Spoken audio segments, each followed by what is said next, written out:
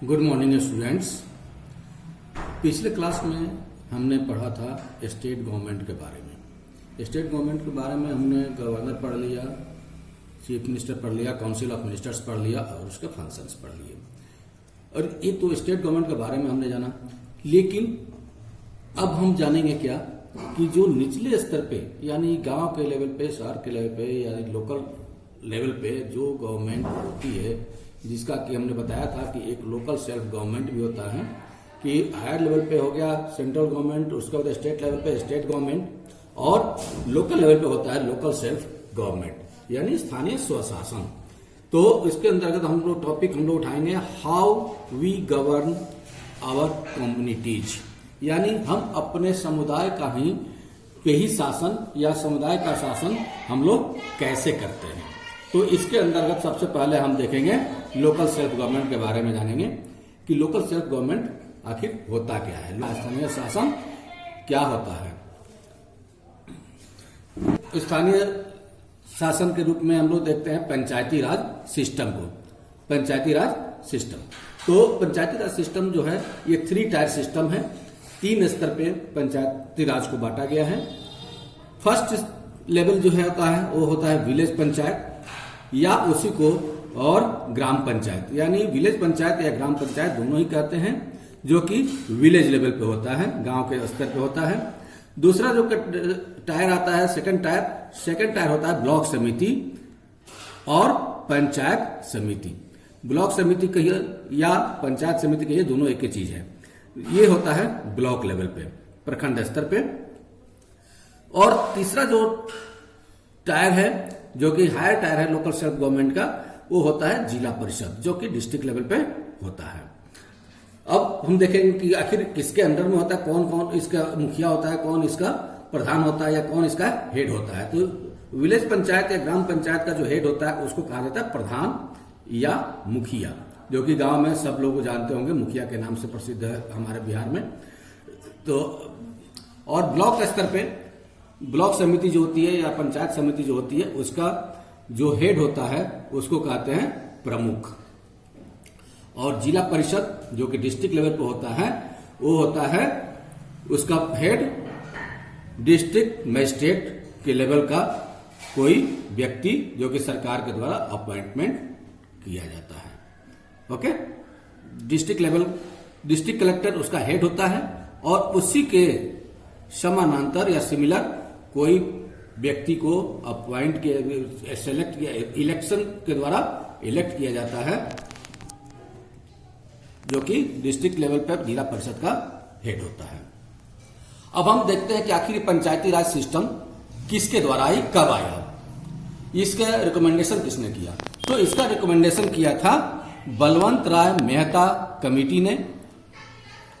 बलवंत राय Mehta committee ने 1957 में यह कमेटी बनाई गई थी और 1958 में इसका रिपोर्ट आ गया था और 1958 में ये लागू हो गया था। और फर्स्ट पंचायती राज सिस्टम लागू कहाँ हुआ था, ये हम जानना चाहेंगे कि फर्स्ट जब ये रिकमेंडेशन आया, बलवंत राय मेहता कमेटी का रिकमेंडेशन आया, तो उसके बाद सबसे पहले पंचायती राज सिस्टम लागू किया गया नागौर डिस्ट्रिक्ट राजस्थान में। और नागौर डिस्ट्रिक्ट राजस्थान में लागू किया गया सबसे पहले 1958 में, और फिर उसके जस्ट बाद आंध्र प्रदेश में लागू किया गया। और हमारे कुछ स्टेट्स हैं जहां पे पंचायती राज सिस्टम को लागू नहीं किया गया है। तो 3 स्टेट्स ऐसे हमारे भारत में जहां की पंचायती राज सिस्टम लागू नहीं किया गया है। कौन कौन है? मेघालय, मिजोरम और नागालैंड। इन 3 स्टेट में पंचायती राज सिस्टम लागू नहीं है। The local self-government body for rural areas is called panchayat and for the urban area is called the municipality or municipal corporation. तो पंचायत कहाँ होगा?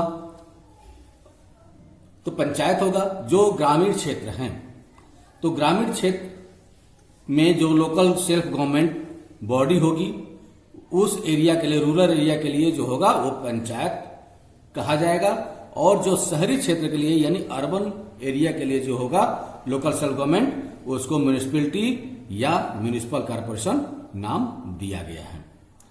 ओके, अब why Panchayati Raj system is required, तो ये पंचायती राज सिस्टम की आवश्यकता क्यों पड़ी?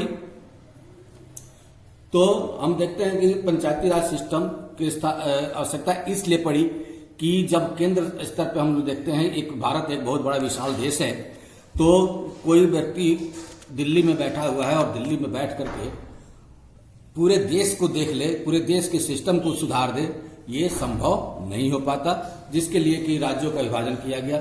तो राज्य स्तर पे राज्य सरकार बनी, डिस्ट्रिक्ट स्तर पे कुछ अपॉइंटमेंट्स हुए, कुछ एमएलए एमपी का चुनाव हुआ जो कि अपने क्षेत्रों में देखभाल करते हैं या वहां की समस्याओं को उठाते हैं या सुधार करते हैं या वहां पे कार्य करते हैं। वैसे ही डिसेंट्रलाइजेशन के रूप में पंचायती राज को गांव स्तर पे, निम्न स्तर पे लागू किया गया या उसकी जरूरत महसूस की गई। तो क्या क्या उसके क्या रिक्वायरमेंट हुई? The main goal of Panchayati Raj system is to implement decentralisation of power, यानी जो मुख्य उद्देश्य था पंचायती राज सिस्टम का वो डिसेंट्रलाइजेशन ऑफ पावर था, यानी शक्तियों का विकेंद्रीकरण। डिसेंट्रलाइजेशन मीन्स विकेंद्रीकरण, ठीक है। तो विकेंद्रीकरण मीन्स एक से दूसरे हाथ में अपनी शक्तियों को ट्रांसफर कर देना, ठीक है। तो डिसेंट्रलाइजेशन ऑफ पावर यानी शक्तियों का विभाजन किया गया, विकेंद्रीकरण किया गया ऊपर से नीचे की तरफ, ठीक है। It is form of local self government in rural areas, और ये रूरल एरियाज में, ग्रामीण क्षेत्रों में एक लोकल सेल्फ गवर्नमेंट की स्थापना करता है, यानी स्थानीय स्वशासन की स्थापना करता है। It is to implement democracy at the grass root level, ये जो लोकतंत्र को एकदम ग्रास रूट लेवल पे, सबसे निम्न स्तर पे, निम्न लेवल पे ये डेमोक्रेसी को लागू करता है या डेमोक्रेसी की स्थापना करता है, लोकतंत्र की स्थापना करता है। कि Panchayati Raj members are elected by the people, who will elected of the member of Panchayati Raj. तो Panchayati Raj members are elected by the people, यानी उस पंचायत की जो जनता है, हु हैज अटेंड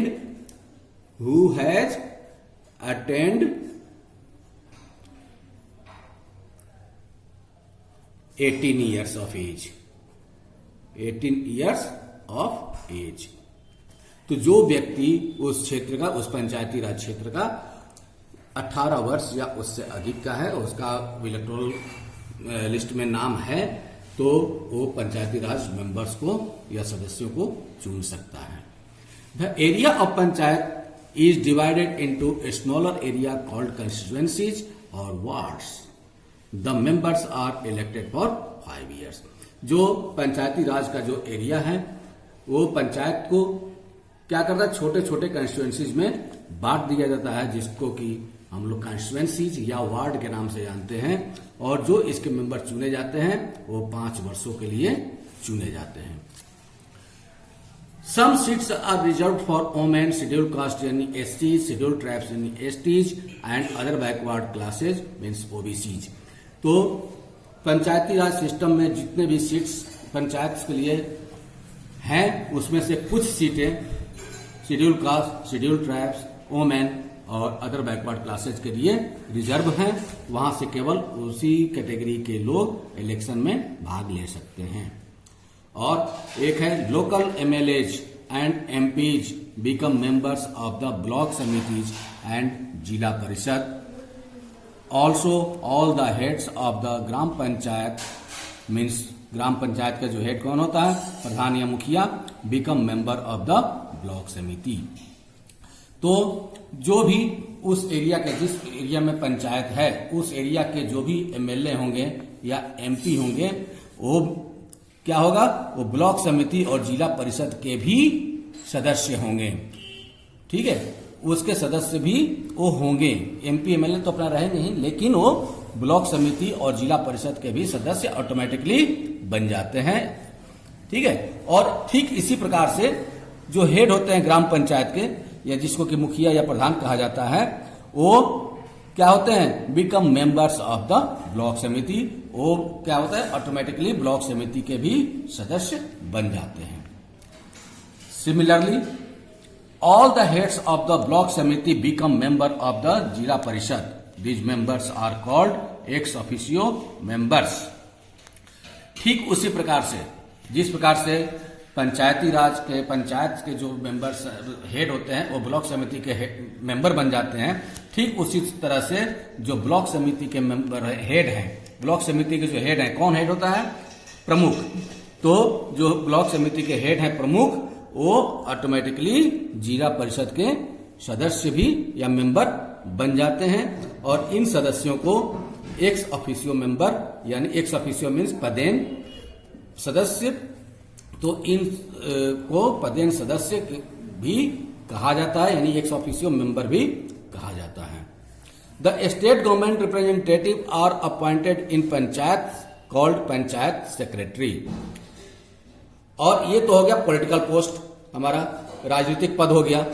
लेकिन गवर्नमेंट भी, जो स्टेट गवर्नमेंट है, वो अपने देख रेख के लिए या अपनी रिपोर्ट मंगाने के लिए भी अपने कुछ लोगों को अपॉइंट करते, नियुक्ति करती है, अपने प्रतिनिधि को नियुक्त करती है. ठीक है. तो जो पंचायत लेवल पे अपने प्रतिनिधि को स्टेट गवर्नमेंट नियुक्त करती है उसको कहा जाता है पंचायत सेक्रेटरी या हिंदी में कहते हैं पंचायत सचिव.